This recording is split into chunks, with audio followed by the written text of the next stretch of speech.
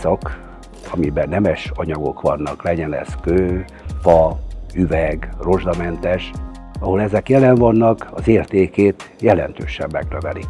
Lehet, hogy van olyan anyag vagy termék, ami nem a legszebb, de akkor is nemes.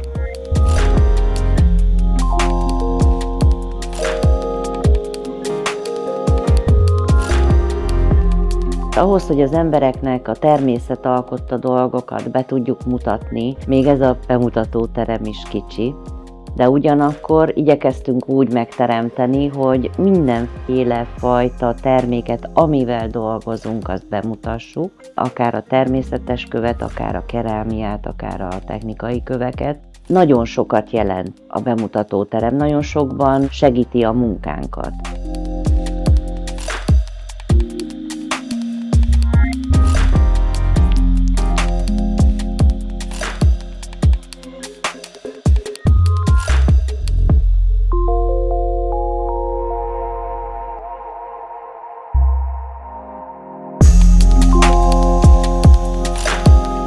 Nettkőre azt gondolom, hogy az egyediség, talán az egyedi termékgyártás az, ami egy jó jellemző, hisz sok figyelmet fordítunk arra, hogyha egy ügyfelünk egy egyedi igénnyel jön hozzánk, akkor azt örömmel teljesítjük, és próbáljuk a legkülönlegesebb, legjobb megoldásokat megtalálni, tehát a cégnek fontos az, hogy az egyedi megoldásokat is megoldjuk, ne csak a sablonos verziókat.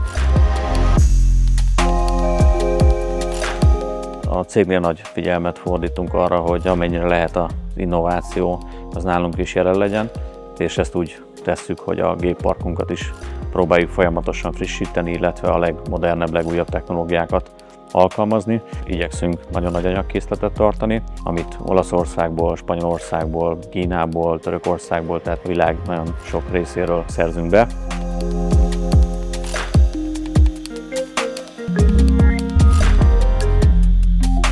A cégnek a filozófiája az, hogy a kihívásnak tudjunk eleget tenni, és tudásunk szerint a legjobbat produkáljuk. Számunkra is lehetetlen, legalábbis úgy érezzük.